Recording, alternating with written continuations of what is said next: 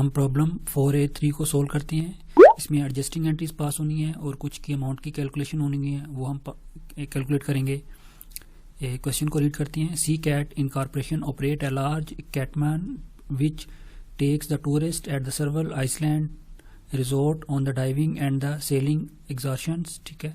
The company adjust and close its accounts at the end of the each month. हर month के end पे accounts को close करती है। Selected accounts balance appearing on the June 30th adjusted trial balance are as follow। 30th यानी जून के जो adjusted accounts उसने दिए हुए हैं, एडजस्टेड ट्रायल बैलेंस में उसने कुछ सिलेक्टेड अकाउंट्स दे दिए। यहाँ पे प्रीपेड रेंट, करंट एसेट्स हैं, अनएक्सपायर्ड इंश्योरेंस, करंट एसेट है कैटमान। ठीक है, ये कैटमान का वर्ड है, ये यहाँ पे ऊपर भी दिया हुआ है। तो ये जस्ट लाइक बोट्स होती हैं, वो बोट्स प्रोवाइड करता है आइसलैंड पे। उसकी डिफरेंट उसने टिकट रखी हुई है, उस टिकट सेल करके वहाँ पे लोग आते हैं, आइसलैंड पे टिकट लेते हैं और उसके ऊपर बोर्ड्स के ऊपर फ्रेश होते हैं। और इस तरह यानी फिर उसके बाद अकोमोलेटेड डेप्रीसिएशन यानी कैटमान, उसकी डेप्रीसिएशन दे दी है तो 9240। उसके बाद है अनअर्न्ड पैसेंजर रेवेन्यू, ये उसकी लायबिलिटीज है $825। उसके अलावा अदर डाटा उसका है 6 month rent had been prepaid on the June 1st। 6 month का रेंट जो था उसने प्रीपेड यानी एडवांस में पे किया था कब, 1 जून को। Unexpired insurance is the 12 month fire insurance policy purchased on the March 1st। March 1st को उसने 12 मंथ की इंश्योरेंस पॉलिसी परचेज की थी। The catamaran is being depreciated over the 10 year estimated useful life with the no residual value. ठीक है, उसकी जो estimated life बता दिया 10 ईयर्स है, तो नो रेजिडुअल वैल्यू, उसकी स्क्रैप वैल्यू कोई नहीं है। The unearned passenger revenue represent the tickets goods for the future rides sold to a resort the hotel for the 15 per ticket on the June 1st। During the June 145 tickets were the used. During June उसने 145 ticket use हुई हैं। तो अब यहाँ पे requirement में देखते हैं इंस्ट्रक्शन। पहली रिक्वायरमेंट है ए के अंडर यानी 4 पॉइंट्स हैं। Determine the monthly rent expense, monthly rent expense calculate करें। 2 the original cost of the 12 month fire insurance policy, 12 month fire insurance policy की ओरिजिनल कास्ट कैलकुलेट करें।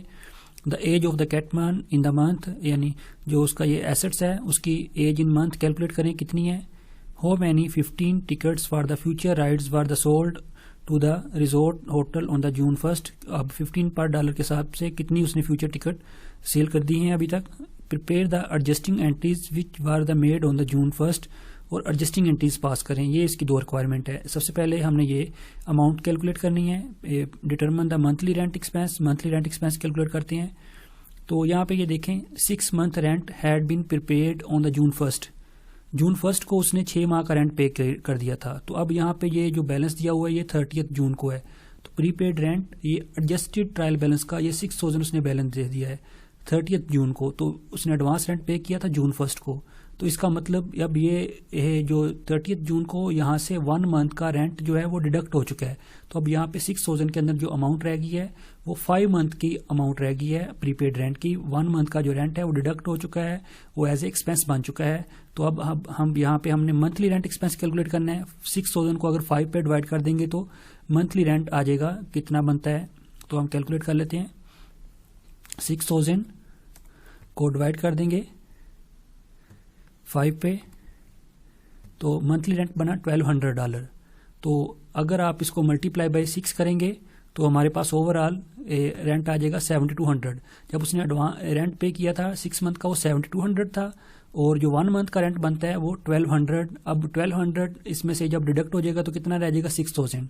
तो अब इसी वजह से यहाँ पे ये 6000 में से 1200 डिडक्ट होके 7200 में से 1200 डिडक्ट होकर 6000 रिमेनिंग बैलेंस रह गया है। तो इसके यानी पहले का आंसर क्या होगा, मंथली रेंट एक्सपेंस 1200।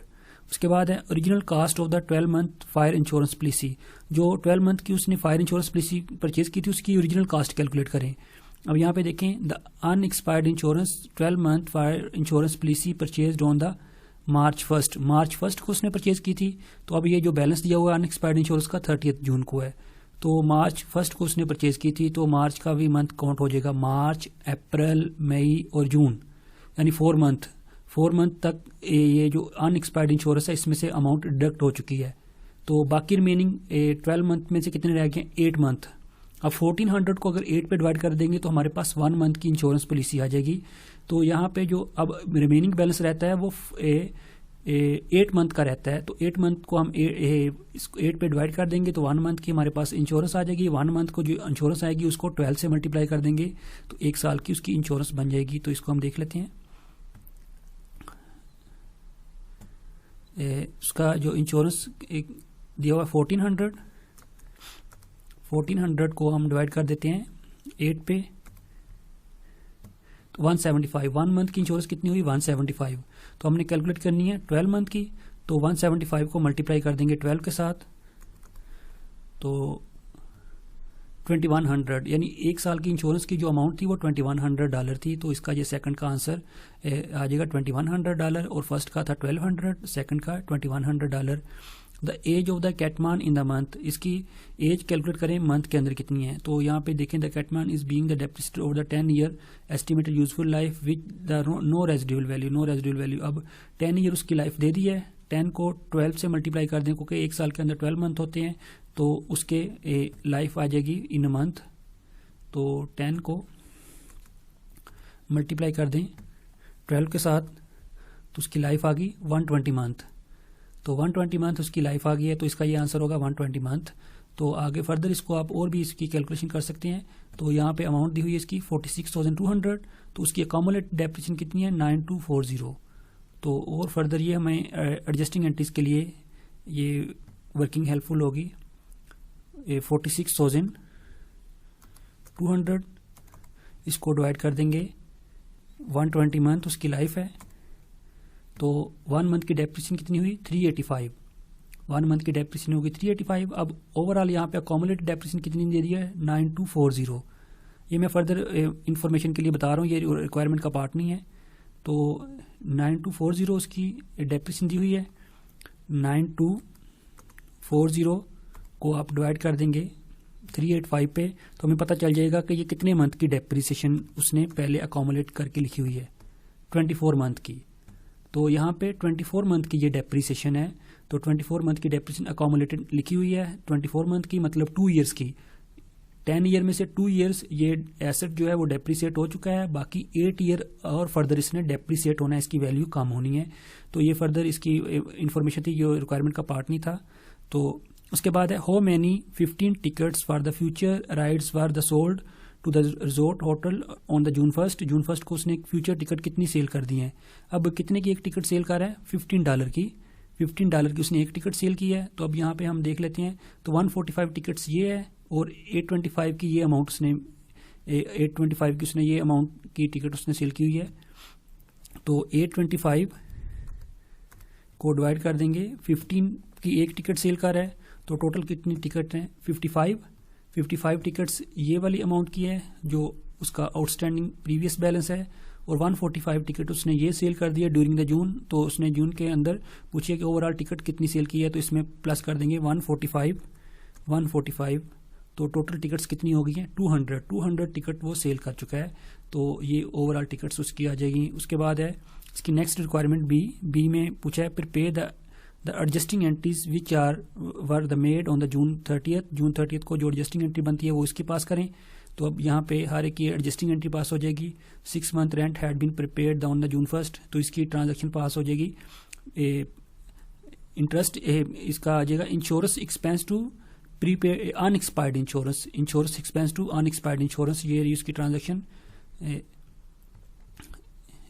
इसका रेंट एक्सपेंस था, वो rent expense to prepaid rent.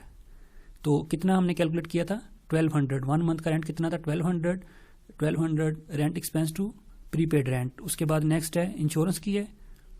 तो इंश्योरेंस के लिए क्या आ जाएगी insurance expense to unexpired insurance.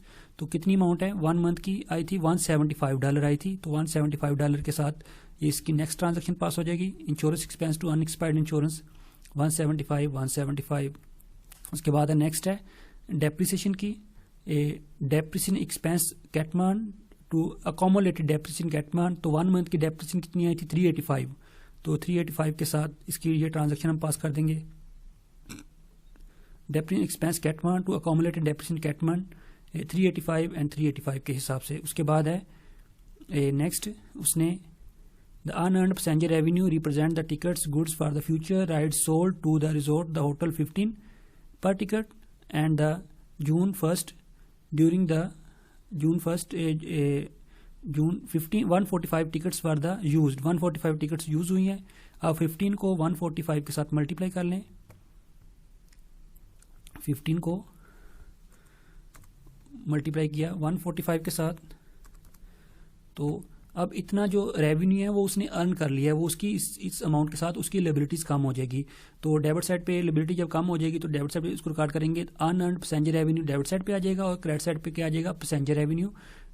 Amount कितनी आई है, ये 2175 के साथ unearned passenger revenue to passenger revenues, इस तरह इसकी ये वाली ट्रांजेक्शन भी पास हो जाएगी, unearned passenger revenues to passenger revenues. तो इस तरह ये इसकी बी रिक्वायरमेंट भी सोल्व हो जाएगी।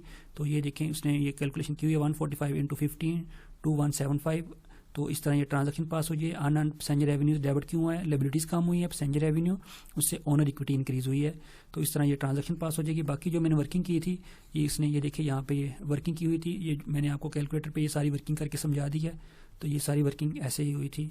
ठीक है, थैंक यू, अल्लाह हाफिज़।